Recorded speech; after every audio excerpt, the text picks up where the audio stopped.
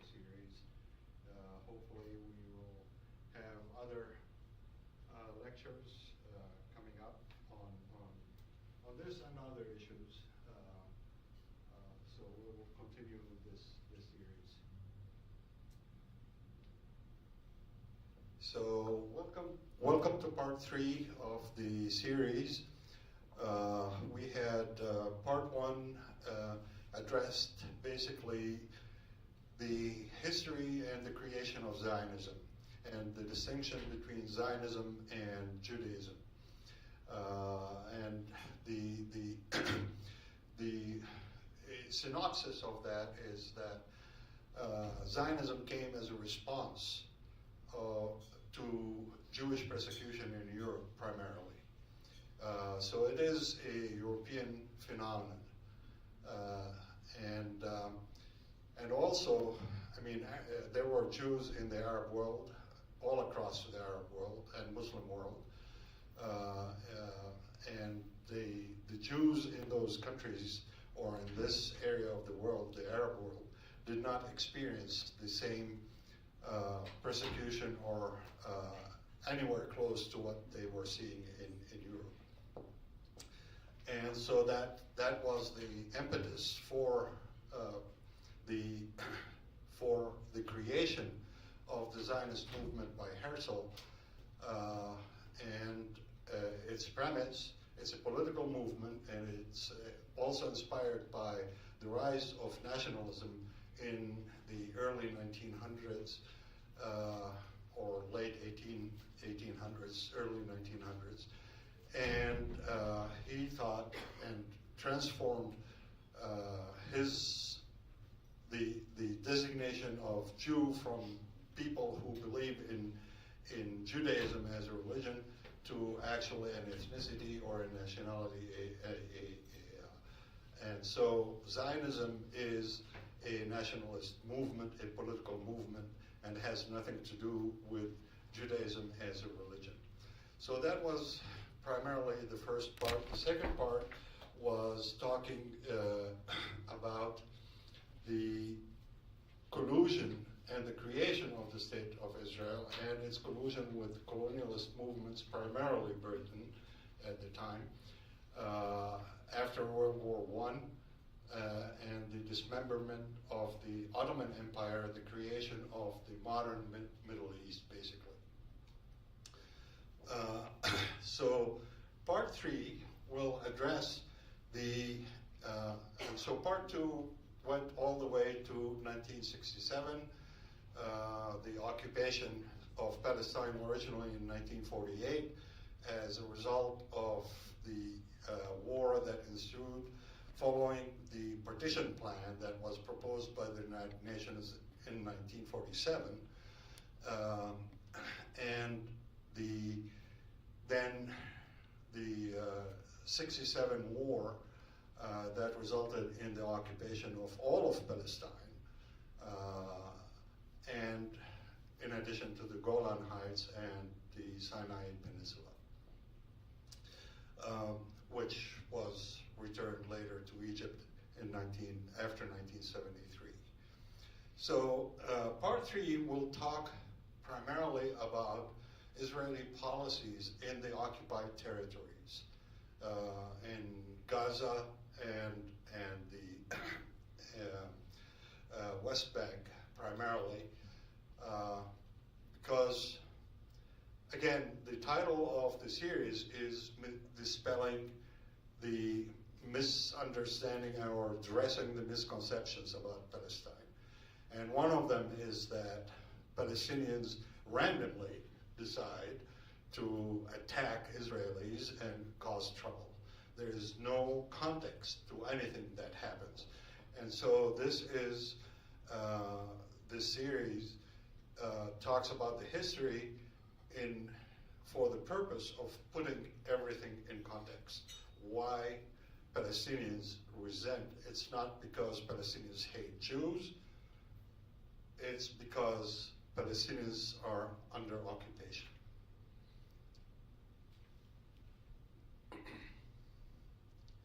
So this is a timeline of what I'll be talking about, and it's actually going even further to the right.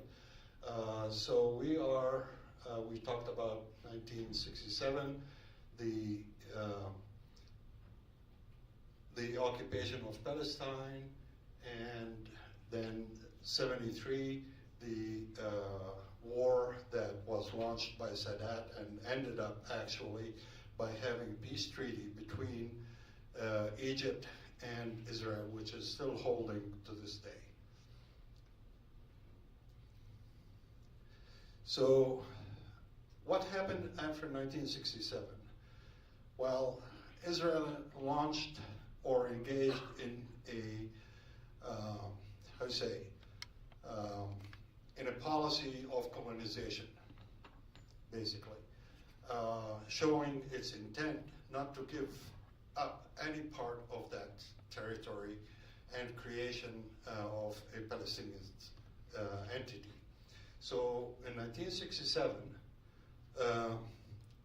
Israel occupied the West Bank and Gaza and immediately annexed Jerusalem. Well, annexing Jerusalem or any part of occupied territory in war is against international law. But hey, Israel did annex that and confiscated a lot of land in Palestine. And I should here explain a little bit for those who have not been in the previous discussions. A lot of the land in Palestine is not really privately owned. There is a system of land ownership that is called masha, which is in Arabic, which is communal ownership of land, where villages have a certain area of land, and then they actually distribute or partition that, give it to families to work and live off. And that changes from periodically, depending on the growth of families and things like that, so the allocation changes over time. But so a lot of this land is communally owned. No one person has a deed to that land. This is communal land. So what Israel did is confiscate or expropriate this land under the guise of security, building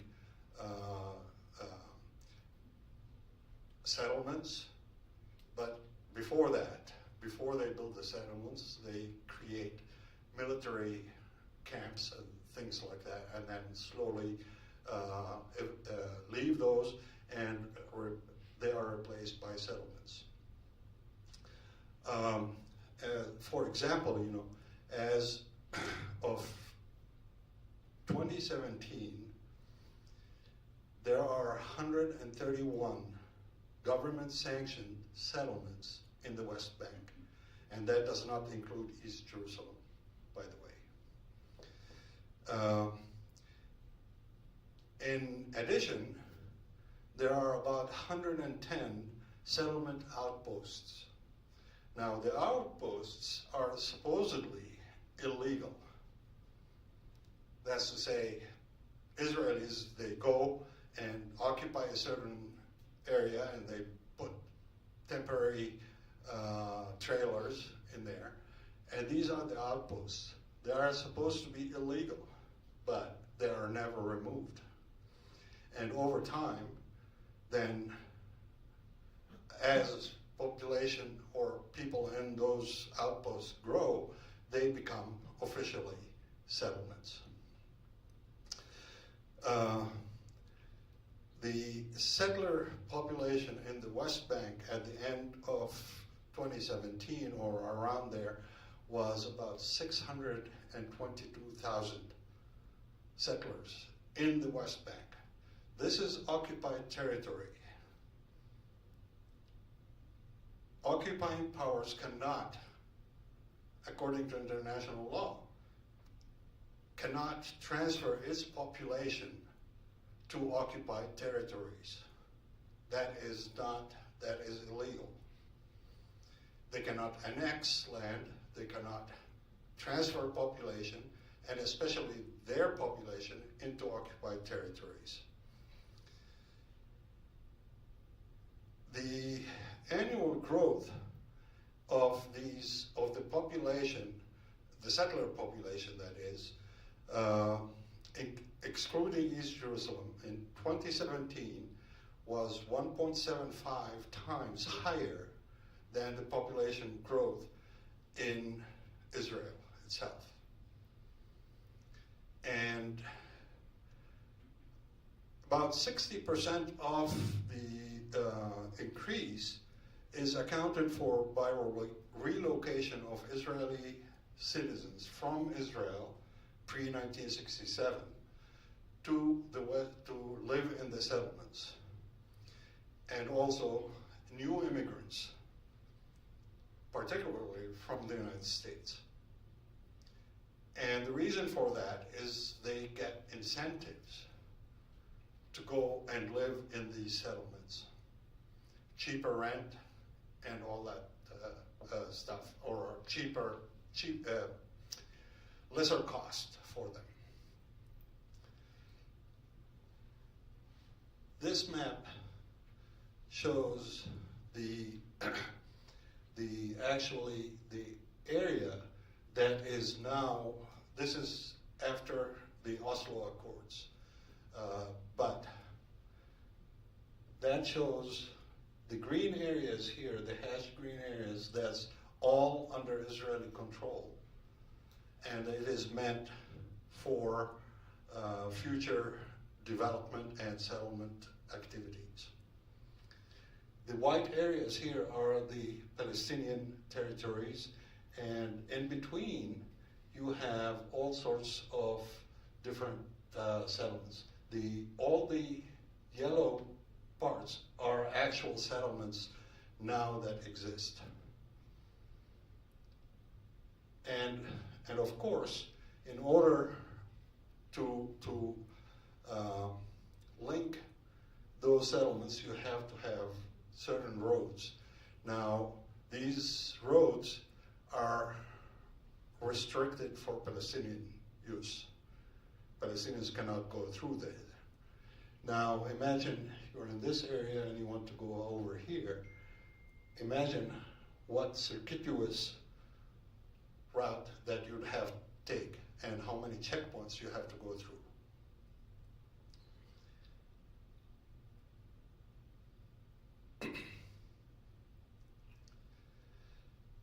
There is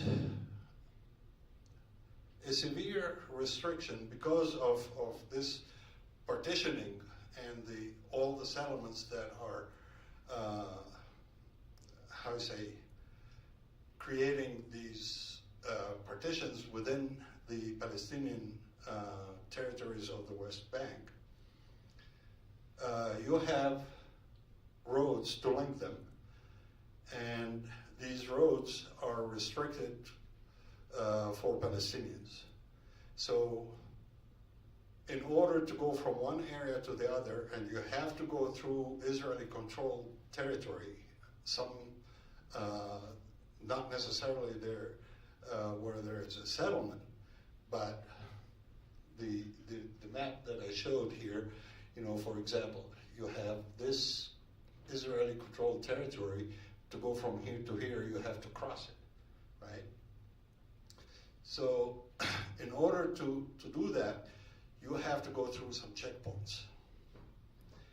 As of 2017, there were 96 checkpoints in the West Bank. 44 of them were permanent. 52 were partially staffed. And in addition to that, there are certain roads that are completely blocked. You cannot even go through them. There are 376 roadblocks. And these roadblocks are either concrete structures that are set in the road, or actually they dirt mounds that they come and put on the road, and that's it, make it totally useless. What will happen then is Palestinians would drive to that location, get out of their cars. A car on the other side would be waiting, and they have to go through and around these blocks, take in the car and continue the road.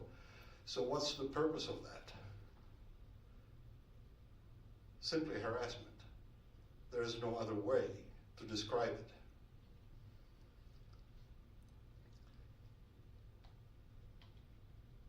Now, there are 39 staffed checkpoints, and these are considered points of entry.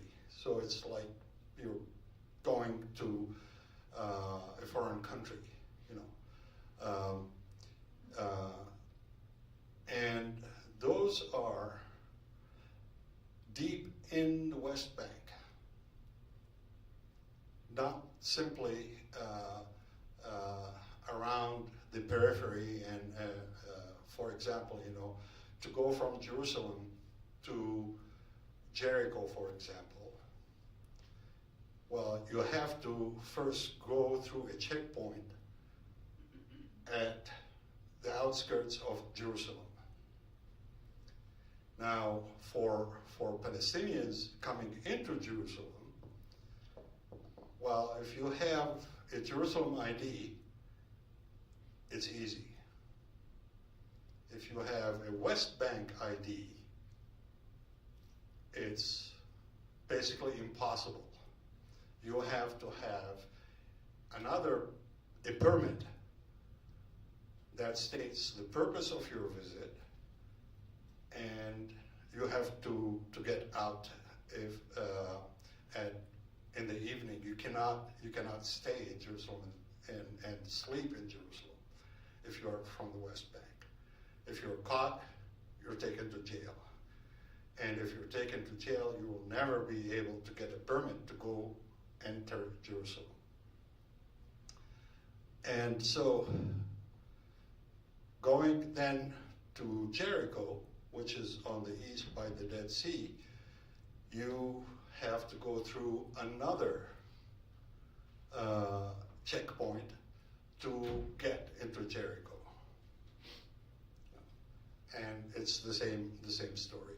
So the Jericho one is pretty deep inside the West Bank.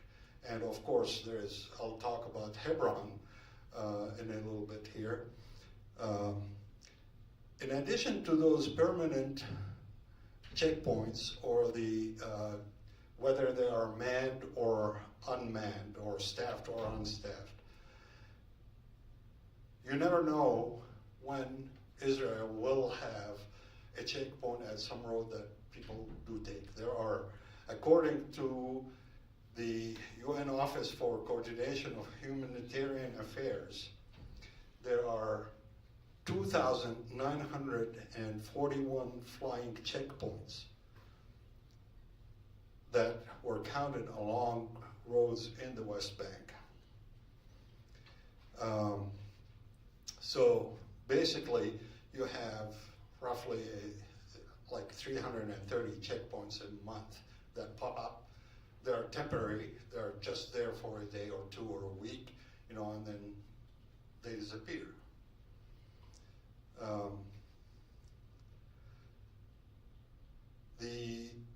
And of course, then there is the separation wall that basically cuts off the West Bank, surrounds the West Bank from all sides,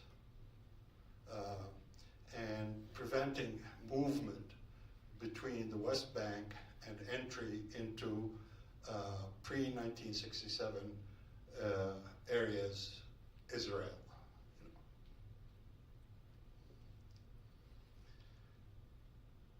So this is basically showing the roads here, in red. Those are roads that are meant for Israeli use only. Palestinians cannot travel through those roads. Some may have underpasses for Palestinians to take, and some others, they don't. So you can't just go through them. You'll have to take a round and go parallel to them, for example, or something like that. But those are roads for Israeli citizens' use only. So, initially, right after 1967, this whole thing started immediately after the war. Jerusalem was annexed in 1968. Six-Day War took place in June of 67. So Jerusalem was immediately annexed, and then later on, they started construction of these roads. There are two major roads, north-south highway, were constructed and became the corridors for the creation and building of settlements right after 1967.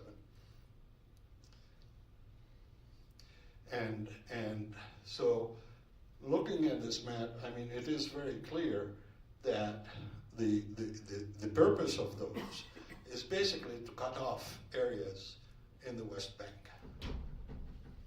Because, I mean, going from one area to the other, you have to go and cross these roads.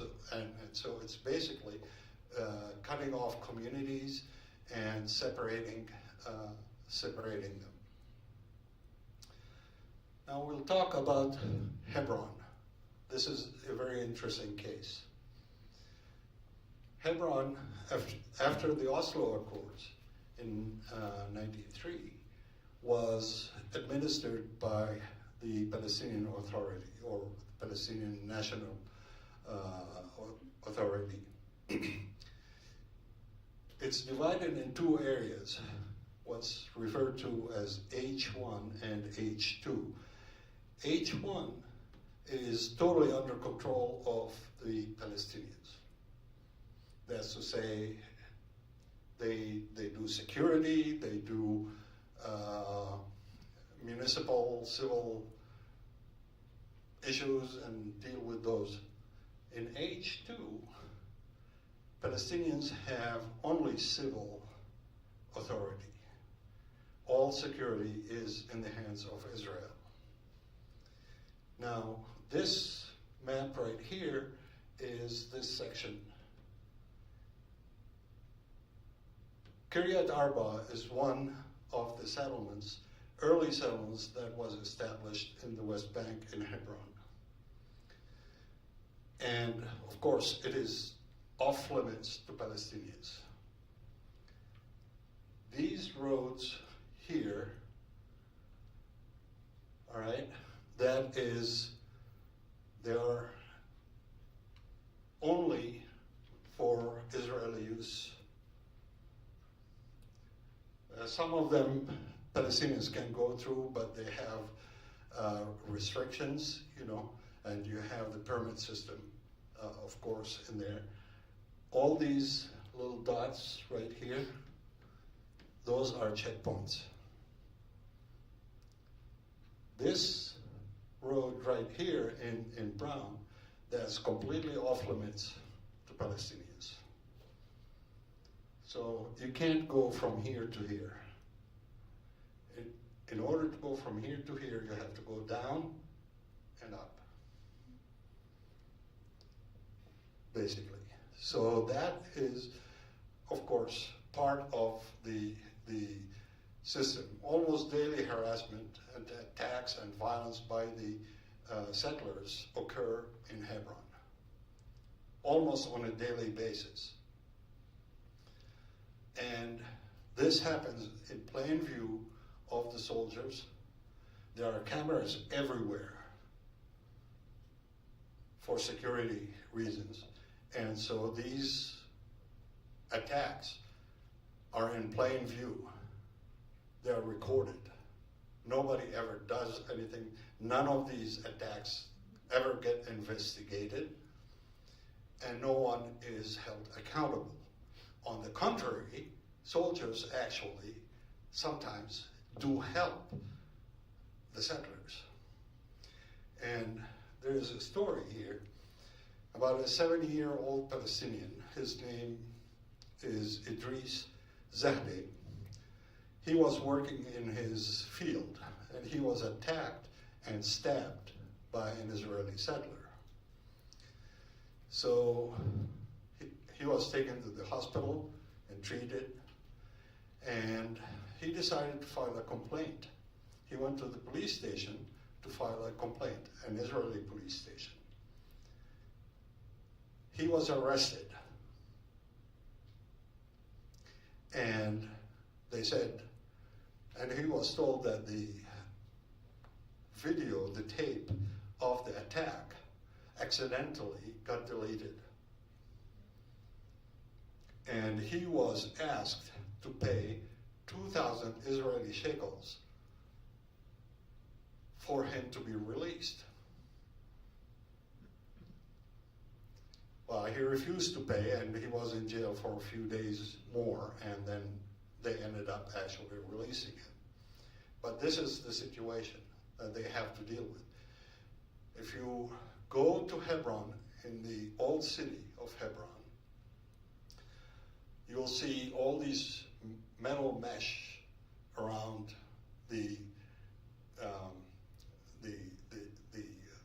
covering the paths. And that's because you have settlers in those buildings that continuously load and throw things on people downstairs. And so to protect themselves, the Palestinians had to put these metal meshes. And you can see that also in homes, not just the marketplace, the old town. Because typically, Palestinian homes, especially the old ones, not so much now with the modern construction, the old building homes would have like a courtyard, usually kind of enclosed courtyard. And so if you have people, neighbors who might have a higher building and overlooking that, then it's easy to throw things at them. So you have these courtyards also covered in metal mesh, for protection. And sometimes even people, settlers, will come and take part of a building, of a house, and leave maybe a room for the family that was living there. That's if they are generous, right? And, well, how can you get into the home when the entrance is controlled by the settlers? You can't go through normally, right? So in one case, a family had to convert their neighbor's balcony to an entrance so that they can go in that area where they are living.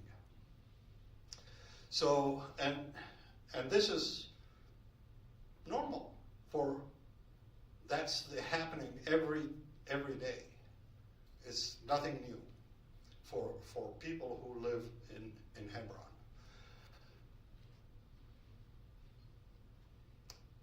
Now we're going to talk about Gaza. Gaza Strip is at the southern west part of Palestine, close to Egypt. Egypt is right down here. And the area of Gaza is 1% of historic Palestine. It's about the size of maybe Rhode Island, or smaller than that, So it's a tiny area. In 1970, Israel started building settlements in Gaza. Now, the majority of the population of Gaza are refugees from 1948. They can literally, a lot of them can literally stand at the border and see the areas where their parents or grandparents lived. So, and of course Israel has prevented the return of any refugee from 1948 back to Israel. On the contrary, they encourage people to leave and get out of there. Because currently, you know, if you include the Palestinians in West Bank, Gaza, and in Israel from 1948 on, the Arab population is roughly about 45% of, or no, actually, if less than that, between 35 and 40% of the population in that area. So it is very hard to claim that this is a Jewish state if you actually consider all those Palestinians as citizens of that state, right? And that's why you cannot include them and treat them as citizens, even occupied, you know. So that's one of the reasons why Oslo Accord took place. I'll come to that later. So in 1923, the population of Gaza was about 2.3 million. 47% of them are children. And 70% are refugees. So like I said, the majority are refugees, and half of them, roughly, half of them are children. When I say children, below the age of 18.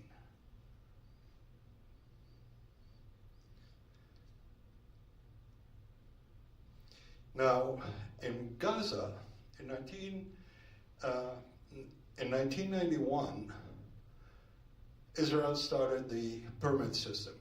So you could not leave Gaza at all without having a permit. And of course, Gaza is not an industrial area, it's an agricultural area. People lived off fishing and agriculture, basically.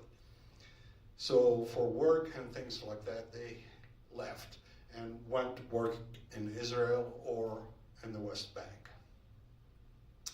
But since they had to get permit, it became harder for them to leave. And of course, that created economic hardship.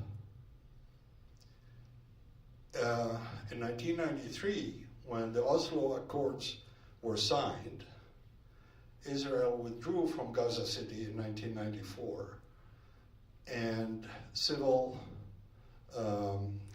affairs were given to the Palestinian National Authority. And then in 1994, all of the Gaza Strip was fenced. So again, that meant to prevent people from leaving the area because, well, you have to cross that fence. And in 1995, all the exports, exports from Gaza, that's to say agricultural products and fish, declined dramatically because of these closures. And now in 1993, when there was the Oslo Accords and things like that, the European countries contributed some money to build an airport and a seaport in Gaza. In 2000 and 2001, both were destroyed, bombed by Israel. So they had literally Gaza, or Gazans could not leave Gaza without, of course, permit and authorization from Israel. And in 2005, Israel took or dismantled all the settlements in Gaza. And that was not an act of goodwill.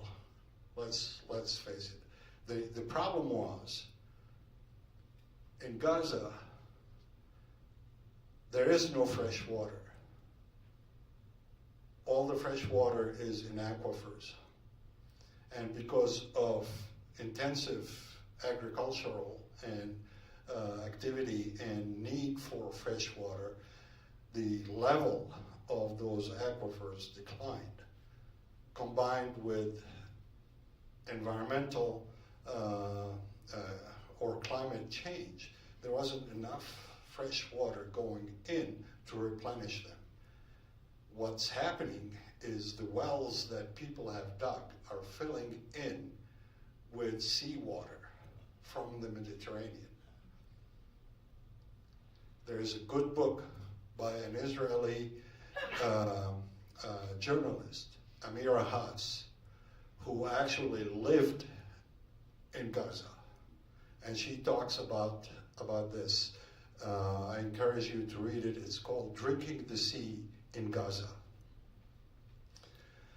And so, Israel, and also because you have a minority Israeli citizens in a predominantly Palestinian population centers, it was not easy for Israel to keep security going because they have to have a lot of soldier presence in there. So they decided to evacuate the settlements. And in 2006, they imposed total closure of Gaza.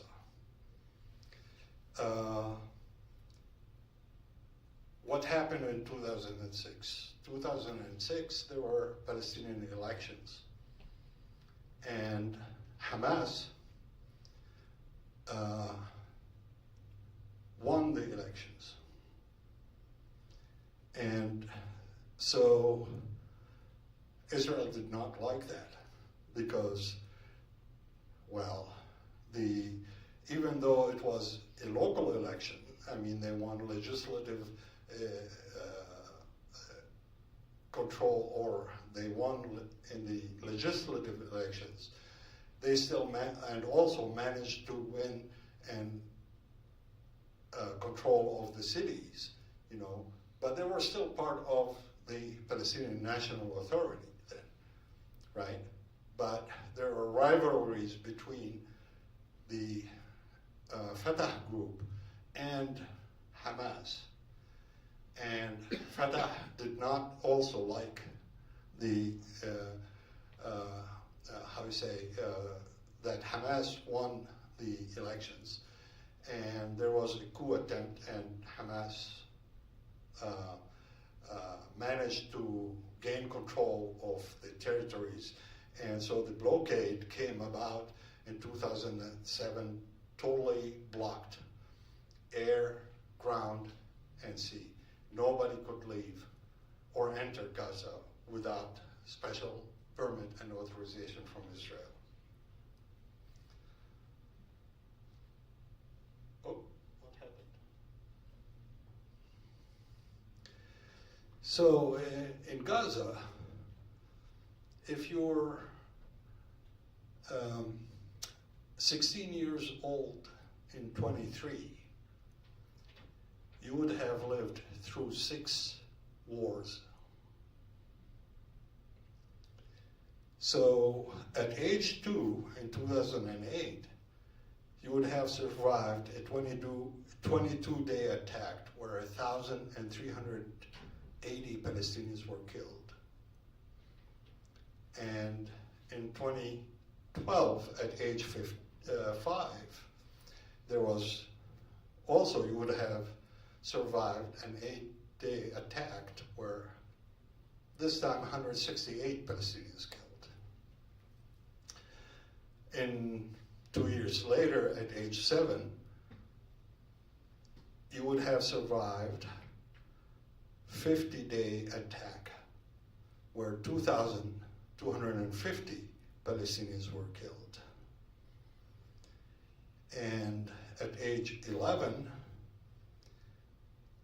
between 2018 and 2019, what Palestinians have done in Gaza, they started a peaceful demonstration.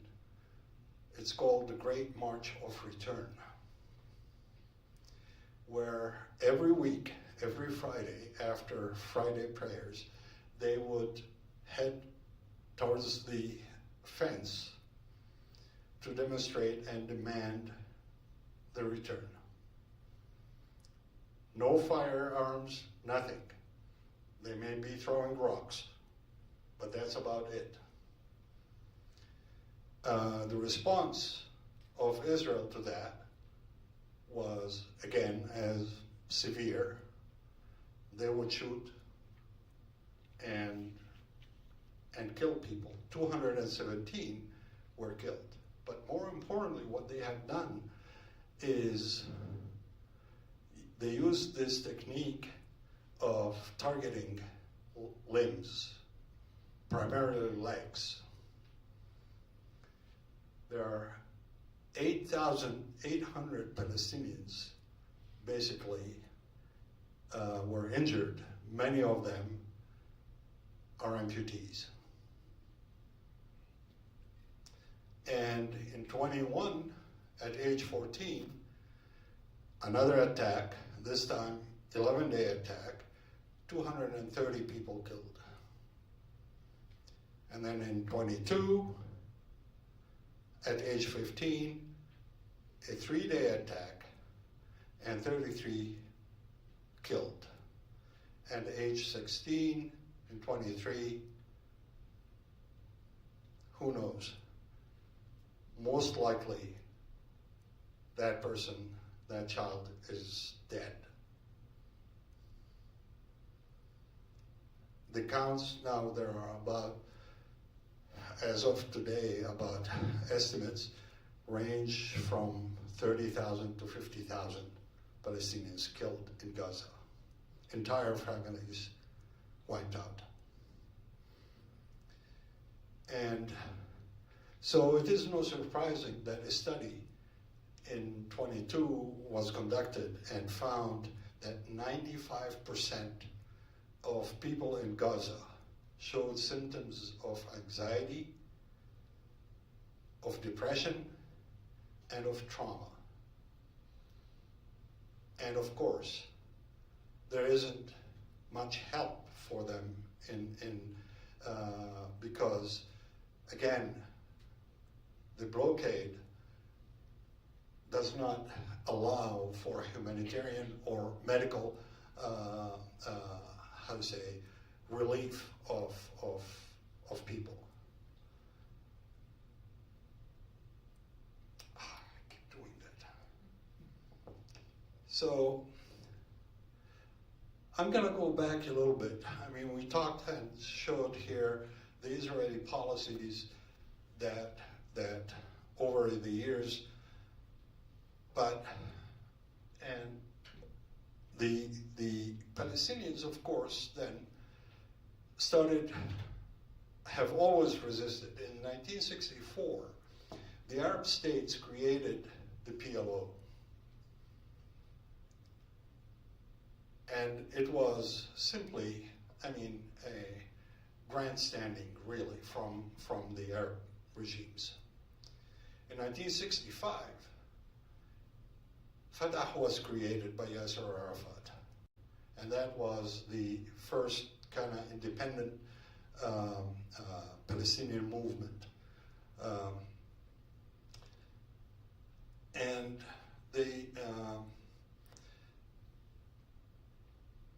But again, all these Palestinian resistance movements were not based in Palestine, because most Palestinians, or a lot of them, were in refugee camps in Arab countries. That's where the resistance. Keep the questions and comments until the end, please. So all this resistance was from the outside. But in '87, something important happened, and that was the first Intifada. It changed a lot of things. The first Intifada was a spontaneous uprising. It followed or triggered by a traffic accident where a Israeli military vehicle collided with a Palestinian vehicle. 4 Palestinians were killed. And given all the tensions because of the settlements, because of the aggression that settlers take on Palestinians and all that stuff, see, Palestinians thought that this was deliberate act. But in reality, it was just frustration following years of oppression and occupation. Intensified land expropriation, continued settlements, and of course, in '82, the PLO fighters were kicked out of Lebanon and moved to Tunisia. But in the West Bank, a new generation of Palestinians was growing up, that actually was challenging the PLO and its control over Palestinians. So that's this leadership, this new leadership in the Palestinian territories of Gaza and the West Bank. They use tactics of non-compliance, strikes, rioting, rock throwing, confronting the occupation, but no weapons were used. And more importantly, boycotting, developing local economy, and education. The repression by Israeli forces was severe, and they would catch a kid throwing rocks. They would literally break their arms.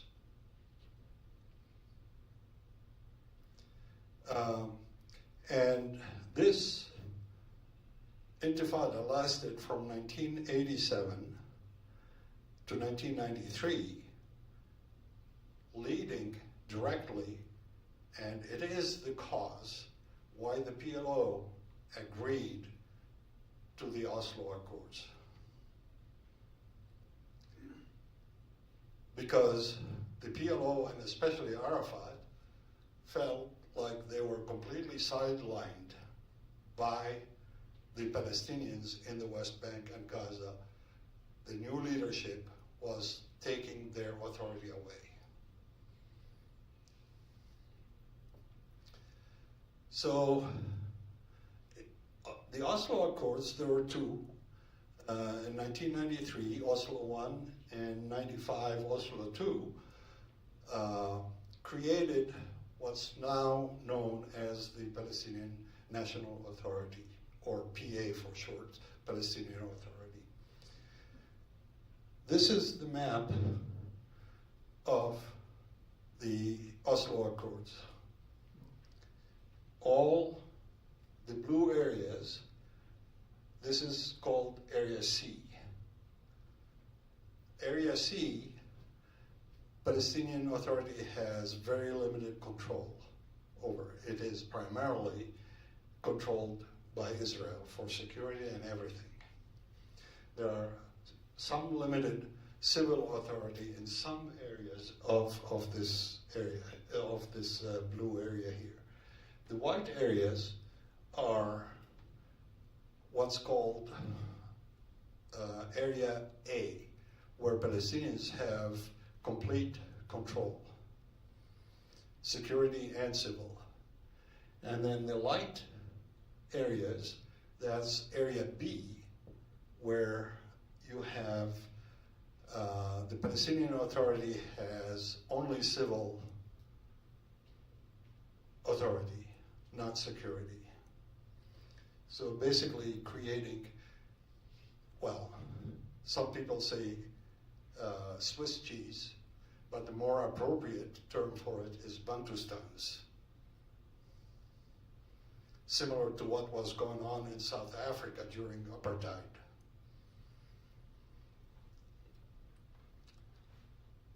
So in Area C, which in this blue area, which constitutes about 60% of the area of the West Bank,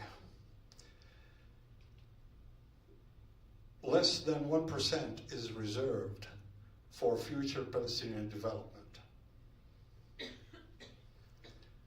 Now, this is, I mean, when you think about it, population growth and all that stuff, sooner or later, these areas are going to be totally congested. This is what's happening in Jerusalem. In Jerusalem, there is no new construction in East Jerusalem taking place, other than settlements.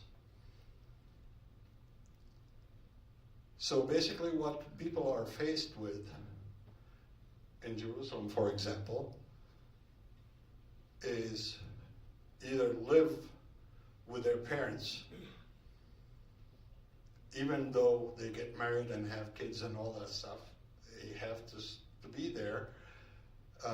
Otherwise, if they leave Jerusalem and go somewhere else outside of Jerusalem, then they lose their residency in Jerusalem. They can never go back and live in Jerusalem. If a Palestinian in Jerusalem marries somebody from the West Bank, from other areas in the West Bank, they have a choice. Let's say he marries somebody from Ramallah,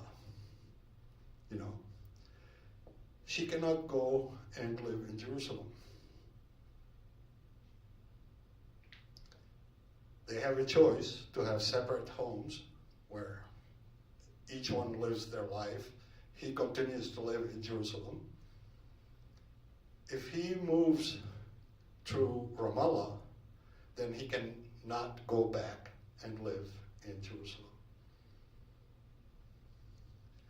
So if you have population growth, and population growth among Arabs is quite a bit higher than actually in Europe or in Israel. Well, sooner or later you have to expand. When you have only 1% of the area reserved for future development and future growth, it becomes impossible, really,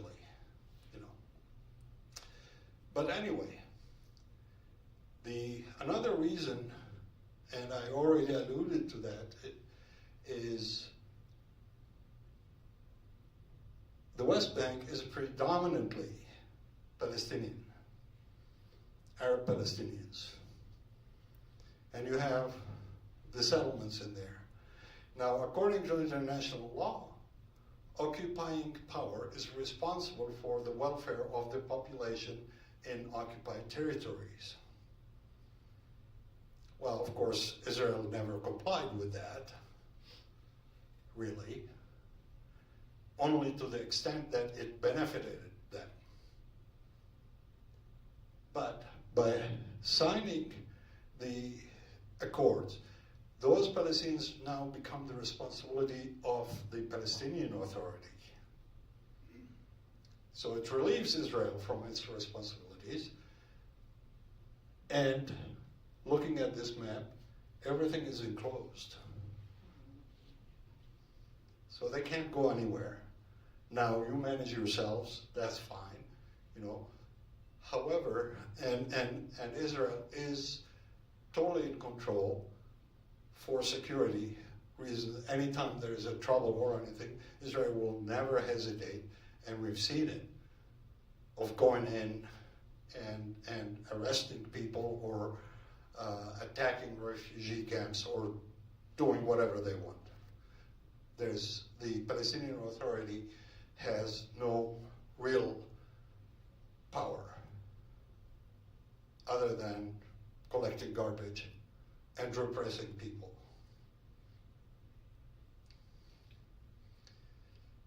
So in 2000, was supposed to be the culmination of what became the peace process since 1993. In 2000, the Palestinians, or the Palestinian Authority and Israel, were supposed to reach a final agreement, and leading to the creation of a Palestinian state, even though this Palestinian state would not have total sovereignty. And so the meeting in Camp David was supposed to reach this conclusion. But what happened is that throughout the years from 1993 to 2000, for those 7 years, the sticky issues were never talked about or discussed in any meaningful way. So what are those sticky issues? Well, number one is the fate of the refugees. What's going to happen to the refugees?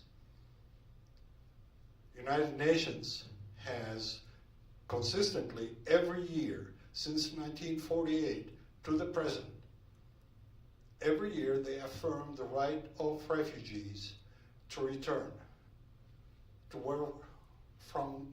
return to where they were displaced from, or be compensated if they so choose. So, what's going to happen to the refugees? Jerusalem, East Jerusalem. What's the status of East Jerusalem? And what's going to happen to the settlements that are in the West Bank?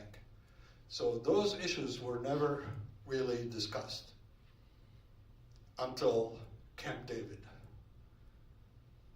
And they could not come to an agreement in there, and so Camp David failed. But of course, we all remember what Mr. Clinton said about that. You see, he blamed Arafat for it. Every time that these things fail, the Palestinians are blamed.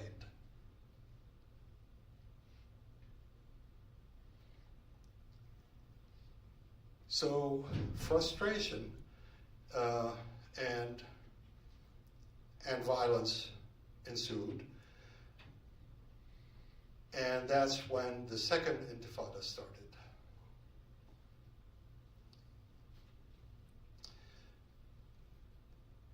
And the Second Intifada was very, very militant. And Palestinians have had it, you know. And so there was a lot of clashes, attacks, bombings, suicide bombings, rockets, and all that stuff. And that created a lot of tensions between Israelis and Palestinians and among Israelis, and further contributed to enforcing more closures on the Palestinians in the West Bank and Gaza. The Second Intifada resulted in about 4,000 Palestinians being killed by Israeli forces, and 1,000 Israelis killed by Palestinian actions. So it was a bloody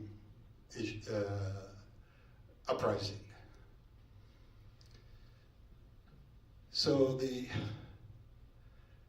these two graphs here show the human cost of this conflict from 2000 to just 23 before October 23. Each tick here is about 500 Palestinian, or 500 number of casualties. And it's very telling who's paying the higher price in here in terms of casualties. The lower one includes the number of killed since October 23 to the present. Now, each tick here is 5,000.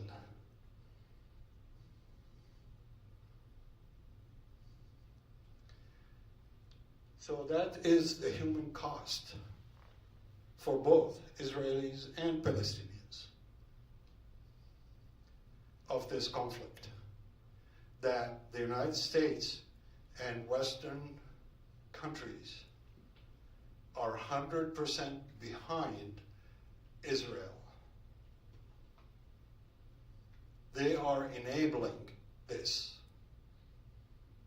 They are financing it.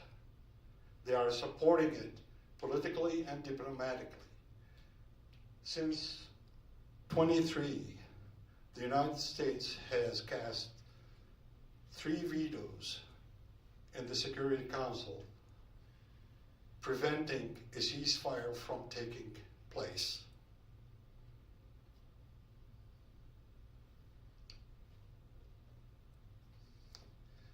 So the question is, will it ever end? I keep hearing, oh yeah, the Palestinians and Arabs and Jews have been fighting each other for eons, and they will continue to do so until the end of times. That is nonsense. I have shown previously in the first one that Palestinians, Arab and non-Arab, Jews, Muslims, and Christians all lived peacefully without any issues until 1917 or slightly before, when the new Zionists started arriving and creating trouble. They were rejected by Palestinians, and I don't make a distinction here. You can be Jew and a Palestinian, right? Because Jew does not refer to a race, ethnicity, or anything other than believing in a certain religion. So you could be a Palestinian Jew, you could be a Palestinian Christian, you can be a Palestinian Muslim. They live together peacefully, no issues. Of course, like any community, there are sometimes tensions, but that's normal. There was nothing systematic.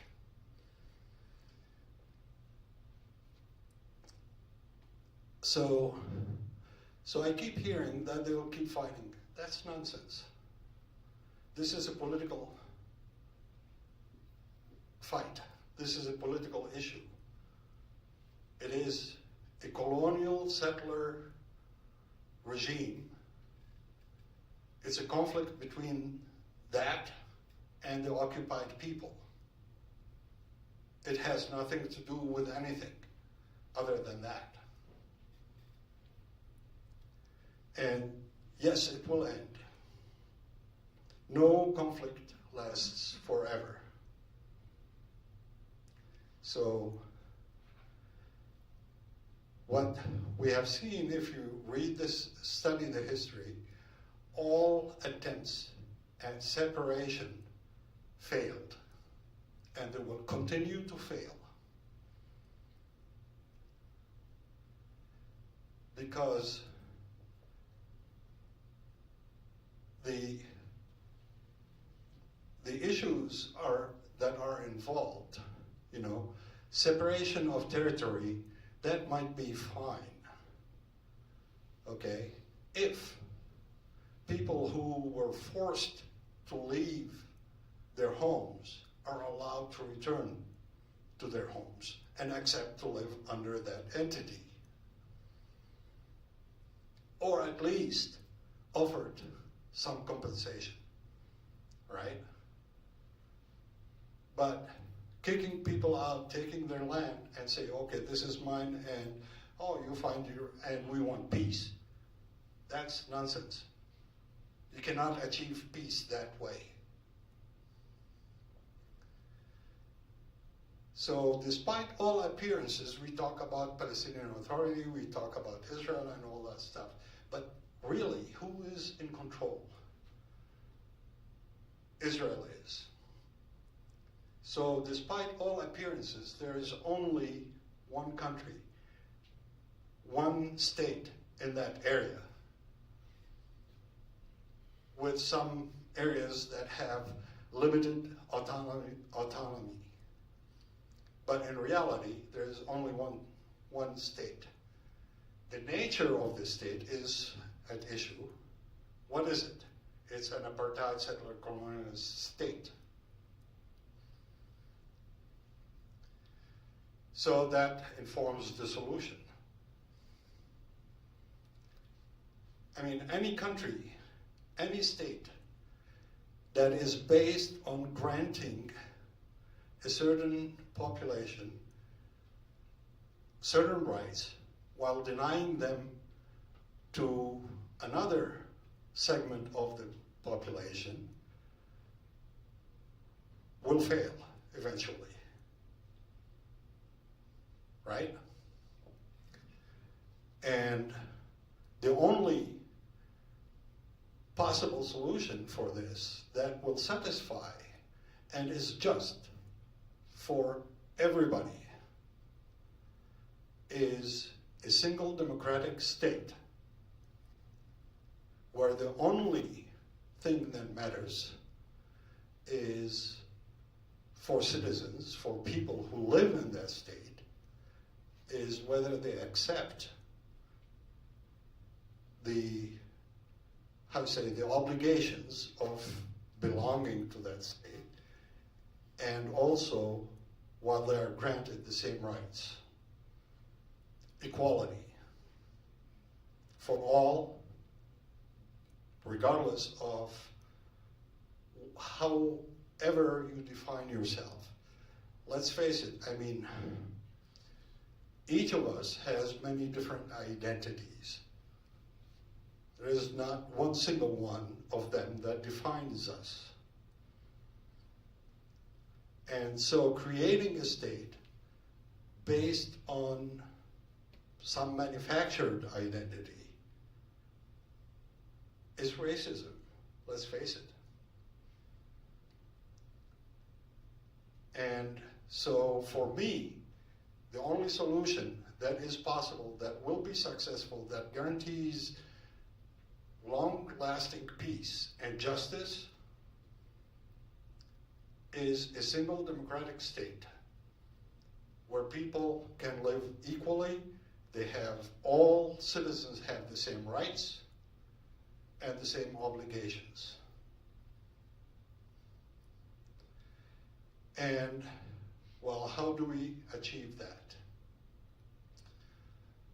Well, the thing is, how do we achieve it is really forcing the issue. South Africa did not collapse and become what it is now had it not been for international pressure, which started not by governments, by the way. It's the people. Everybody forcing their governments to follow the lead by boycotting, by speaking out, by educating themselves and others about the realities in South Africa at that time. This is no different. This is how we can force our government, our media outlets, because let's face it, I mean, if you listen to the media, I'm sorry, but you're fed nothing but BS. And so the only way to get the correct story is through education, personal education, read, explore different ideas, and things like that. But more importantly, speak out. That's what will change. And I've seen this change happening here. In the 80s, all these progressive leftist groups, they would not talk about Palestine. It was a hot potato. Don't say the P word. Now, you see people everywhere in all these demonstrations. There isn't a single protest that I have been to where I have not seen a Palestinian flag. Change is happening. It's not enough. We need to speak out. And we need, more importantly, don't swallow this crap. Excuse my French, okay? Don't swallow the crap and, oh, well, this is the best we can do. No, we can do a lot better than what we have now and what we have been offered. Means taking risks. But we have to take those risks because otherwise nothing will change. So what we need to engage in is boycott movement. Don't buy products that support racism, that support apartheid, that support occupation. We need to demand that our money, retirement funds, for example, our investments, be divested from companies that benefit from occupation, from racism, from apartheid. And Israel needs to be held accountable. Sanctions have to be imposed on it. We have to demand we stop arming Israel.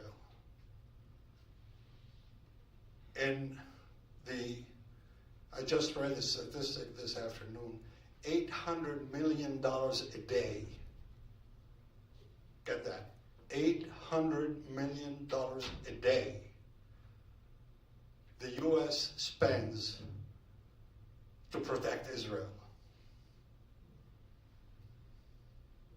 When we have millions of people in this country that cannot afford health care,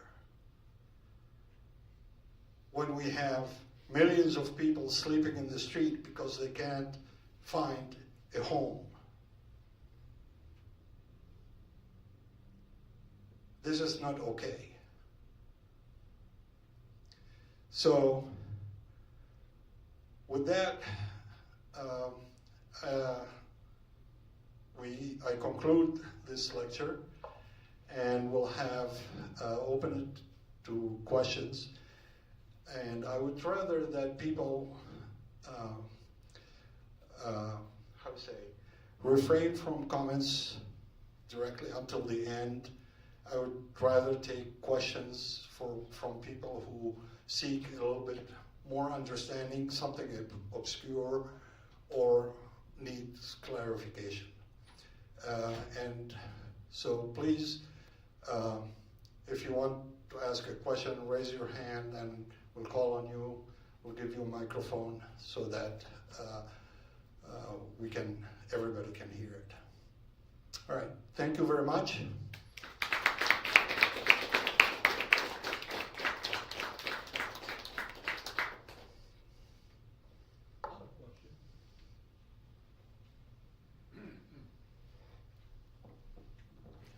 Thank you for that really thorough presentation. My question is this. This morning, when my wife woke me up, she was really upset.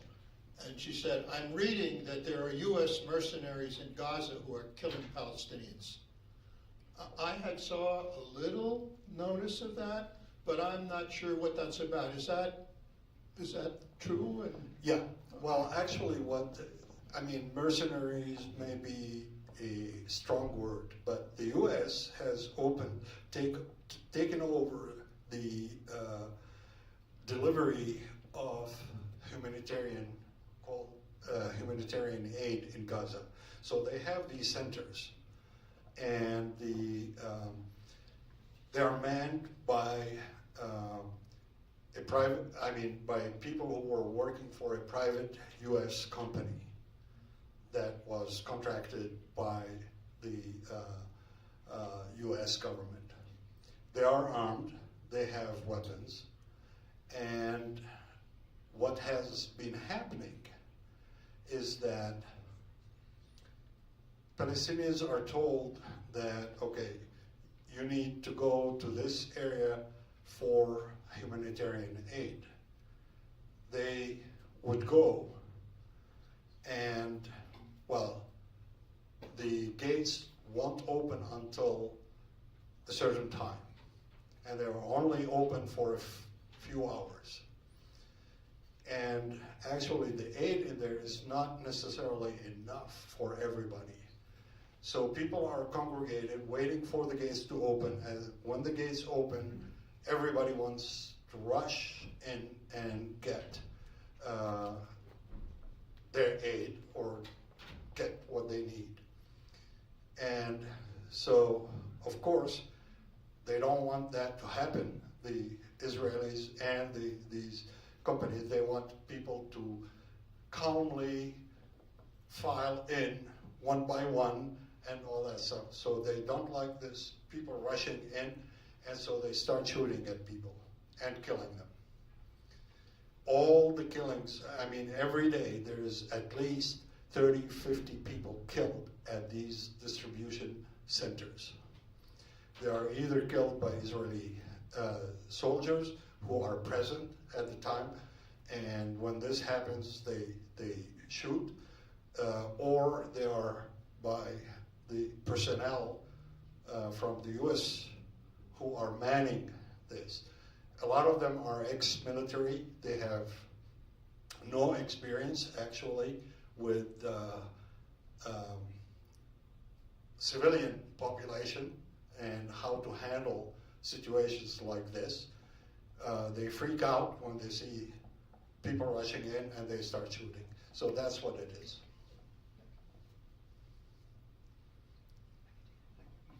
Yeah, back.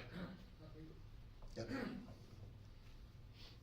In following the news, it seems like Iran was a big funder of Hezbollah and supplying of military supplies and stuff like that. Did they do the same with Hamas and those guys?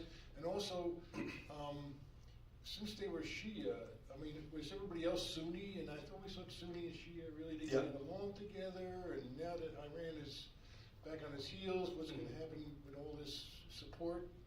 Yeah, that's a good question, actually. I forgot to mention when I talked about the first Intifada in '87. That's when Hamas actually became a power. The Israeli policy has been from all along, you see, to divide Palestinian communities. I remember a story that a friend of mine was telling me that they went to get an authorization from the military government in Ramallah, the Israeli government, to create a social club. And they were told they were asked, what are you going to call this club? And they said, Ramallah Social Club. And they said, no, we can't give you a permit for that. But if you call it the Ramallah Muslim Social Club or Christian Social Club, we'll give you a permit right now. So that was a policy by the Israeli government to try to divide Palestinian community. And one of them was, okay, create divisions between Muslims and non-Muslims, but also between seculars and religious. That's where Hamas came from. Hamas was an extension in Palestine of the Muslim Brotherhood, which is a Sunni group in Egypt. And the funding for that was, for them, was facilitated by Israel. It mainly came from Qatar, from the Gulf states, not from Iran. Like you said, the Muslim Brotherhood is Sunni and Iran is Shia. And there is some friction between the two. Not necessarily animosity, but they tolerate each other, but not really friends, so to speak, right? Mainly the funding for Hamas was coming from the Gulf states, from Qatar particularly. And in '87, that's when Hamas first became a power. Before that, they were not really involved in politics. Their main thing was social and promoting and enforcing religious teaching, Muslim religious teaching. But in '87, with the rise of a new leadership in the West Bank, mostly secular, the Hamas, hey, we don't want these seculars to be in power and gain control. So they actually rose up and became a power in Gaza and military, and that's when they started engaging in military action, or at least claiming to against Israel. So no, they were not. They were helped by Iran in some cases. You know, they may have received weapons or things like that, but it's most of their support, financially at least, came from Qatar.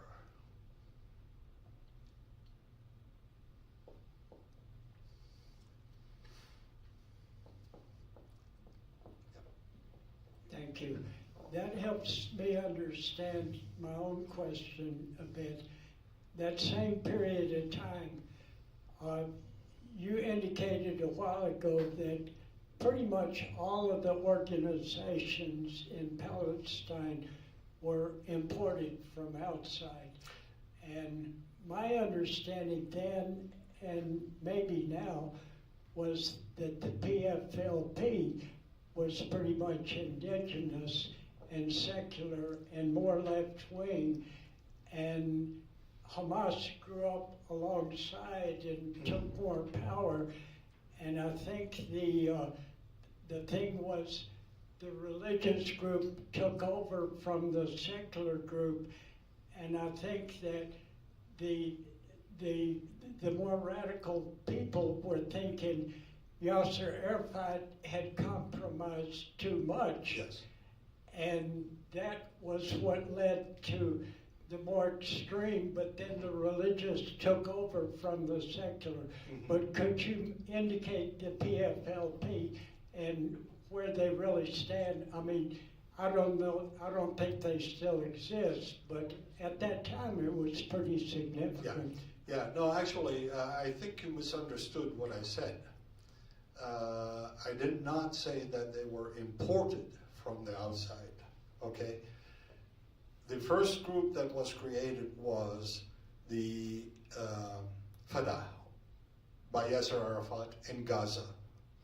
And they were, and then followed by the PFLP, Popular Front for the Liberation of Palestine, and that was a Marxist Arab nationalist group created by Dr. George Habash. Then a group split from that, the DFLP, the Democratic Front for the Liberation of Palestine, which was led by Naif Hawatmi, and that is a pro-Soviet Marxist group. What I meant was not that they were imported from outside, but their bases were outside the West Bank and Gaza. Most of them had bases in until 1970. They were in Jordan, in the refugee camps of Jordan. Jordan comprises a lot of Palestinians, that refugees from 1948. About 60% of, maybe less than that, but around there, of Jordanian citizens are of Palestinian origin. And so and the refugee camps were the basis for the recruitment by all these groups. Of course, they had presence in the West Bank and Gaza, but very little. Most of their operations were led across the borders from Jordan. In 1970, King Hussein, the PFLP, started, one of its mottos or slogans was that the road to Palestine passes through Arab capitals, which means that we have to topple all these Arab regimes. And so King Hussein did not like the presence of those Palestinian groups, armed Palestinian groups in Jordan, and calling for the overthrow of the government. So he launched an attack, Black September, in September of 1970, and got the Palestinians, resistance fighters, out of Jordan into Lebanon. And they continued fighting from Lebanon, cross-border, and all that stuff, until 1982, when Israel occupied Lebanon and kicked the Palestinian groups out into Tunisia. But yes, so the Palestinian fighters are not imported, they are indigenous.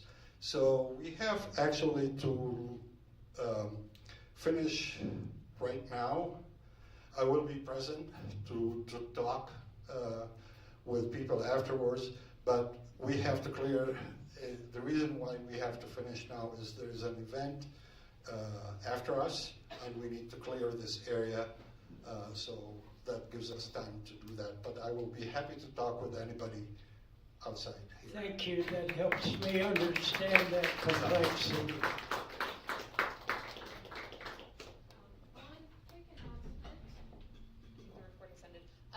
Hi everyone, thank you so much for being here. I just want